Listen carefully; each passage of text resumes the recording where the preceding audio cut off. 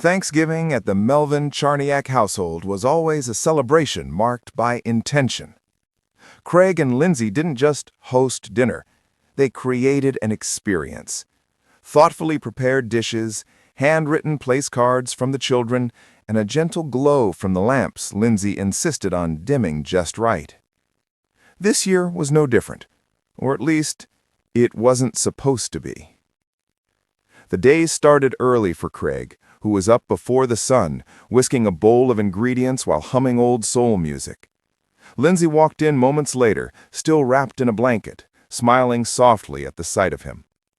Friends later recalled that the morning felt peaceful, almost sacred. But as the hours passed, subtle signs of unease began surfacing, signs no one fully noticed until it was too late. Around midday, Craig paused while chopping vegetables, pressing a hand to his temple. He brushed off Lindsay's concern, laughing it away as just being tired. She nudged him playfully, reminding him that anchors weren't machines. He shrugged, insisting he was fine. By early afternoon, Lindsay began sensing something more. When Craig tried to lift the turkey pan into the oven, he winced, barely, quickly, but enough for her to notice. She asked again if he felt all right. Craig brushed it aside once more, not wanting to worry her on a day meant for joy. But Lindsay's instincts, sharpened by both motherhood and years in journalism, whispered that something wasn't right.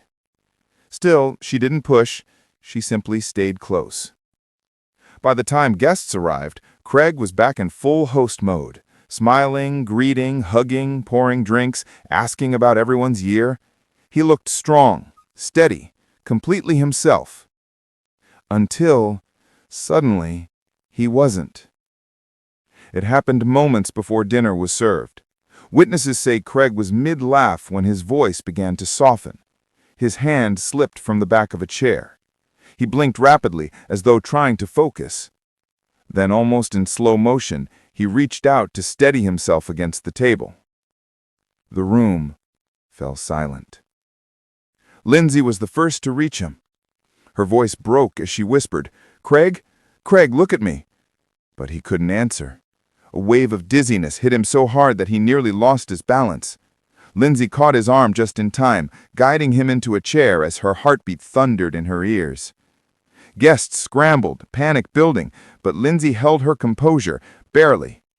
Her hand shook as she touched his face, searching for any sign of clarity in his eyes. Craig tried to speak, but his voice sounded distant, fragile, unrecognizable compared to the confident anchor the world sees every morning. One guest called emergency services. Another helped the children quietly into another room. But what everyone remembers most is the way Lindsay held on to Craig's hand, refusing to let go for even a second. Witnesses described her as both terrified and fiercely determined. She kept her voice gentle but urgent, grounding him, repeating, "Stay with me. Hey, I'm right here. Stay with me." When paramedics arrived, Craig's condition had stabilized slightly, but he still looked pale, exhausted, and deeply shaken. They recommended immediate evaluation at the hospital. And that's when the most heartbreaking moment of the night unfolded. As they prepared to take him out on the stretcher, Craig looked up at Lindsay, really looked at her, as though seeing her through a fog. He reached for her hand, his fingers trembling, and whispered, "I'm sorry. I didn't want to scare you." That sentence shattered her. Lindsay's tears fell instantly, her voice cracking as she responded, "You're not scaring me. You're not going anywhere without me." She climbed into the ambulance beside him, still clutching his hand as the doors closed and the lights began flashing outside the quiet home that only hours earlier had been full of laughter and warmth. Inside the house, guests stood in stunned silence. The turkey cooled, the music stopped. The candles flickered, untouched. But Lindsay didn't think twice about any of it. All she cared about, all she could think about, was the man beside her, pale and frightened, yet still trying to reassure her, even as his own body betrayed him.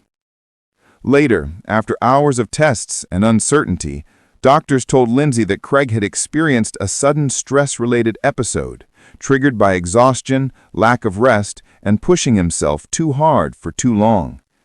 It wasn't life-threatening, but it was a warning. A gentle one, and a terrifying one. That Thanksgiving didn't end with family toasts or warm desserts. It ended with Lindsay sitting beside Craig's hospital bed, her hand wrapped around his, silently thanking the universe that she still had the chance to hold it. And for them, that was enough. It was a Thanksgiving they would never forget. Not because it was ruined, but because it reminded them just how fragile, precious, and powerful love truly is.